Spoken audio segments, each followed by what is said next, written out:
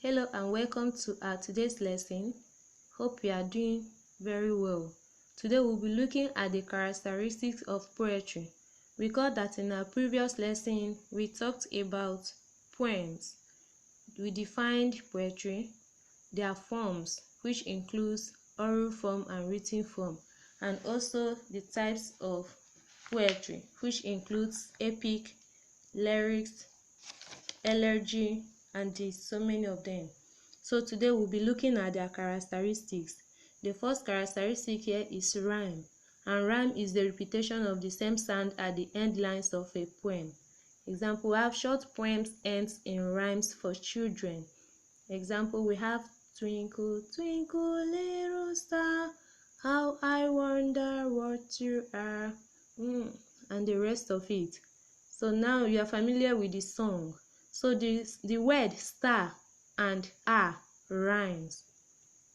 Another characteristic is couplet. Couplet is a poem of 2 lines with equal length. Then lines. Poetry is usually written in lines. That is a major characteristic of poems. It is written in lines.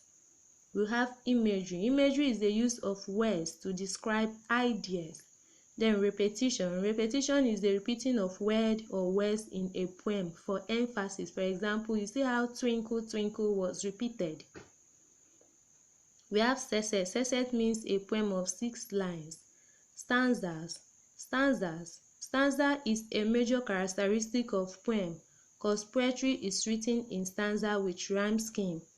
Some of them are without rhyme scheme, and those without rhyme scheme is known as free verse. Then the last characteristic is language. Poems are condensed language used to convey meaning. Okay.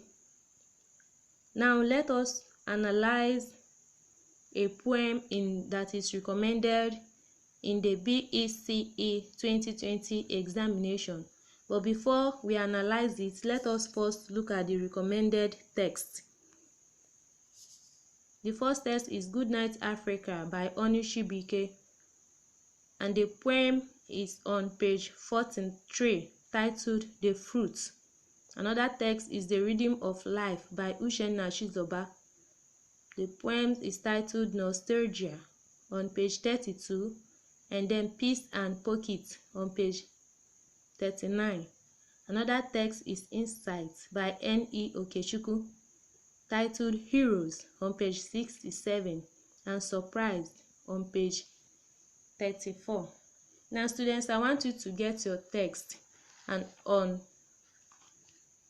the text and open to Insight by on page 67.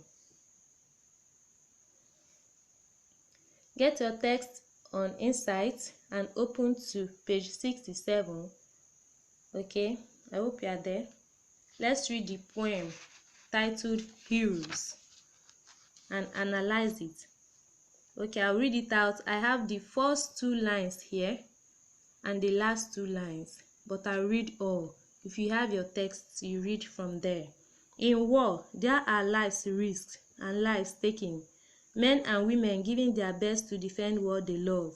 They defend their country, their honor, their people. Some call them soldiers, others call them heroes. Our veterans have cocked their lives for us. They have had through hell and fought with honor. Many have killed and regret doing so. For every life there is a soul. For every soul there is a life.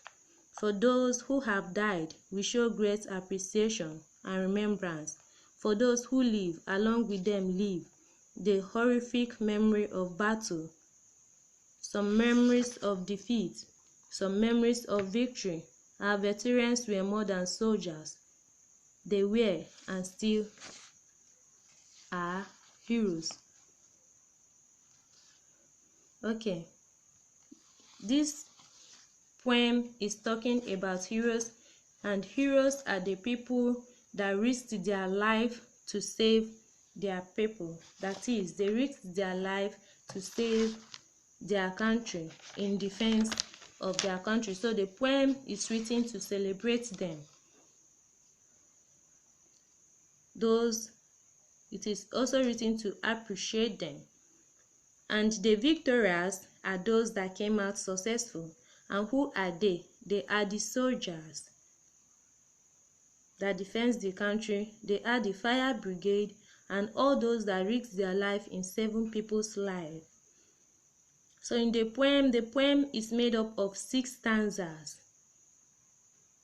and 23 lines. That's the structure of the poem, and it has no rhyme scheme because it have free verse.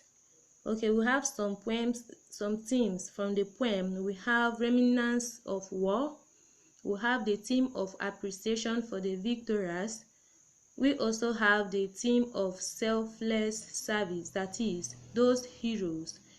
They serve their country. They donated themselves. They bring out themselves to save their country selflessly.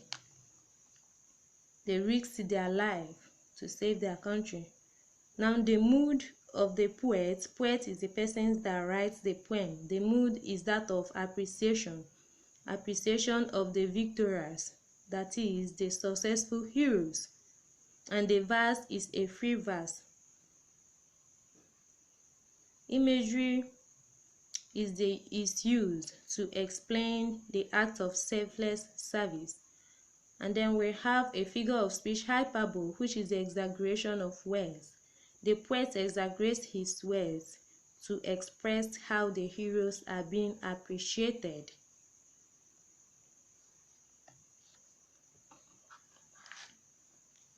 Okay, students, I want you to read this poem over again and then answer this question. For me, who do you see as your hero in life? Okay, you should have a hero, someone that you are looking up to, someone that is your role model or your mentor. So who do you see as your hero in life? Who would you like to be like? Who are you looking up to? Now, if you mention the person, another question is why? Why did you choose that person? Why did you want that person to be your hero? Okay, so thank you very much, students.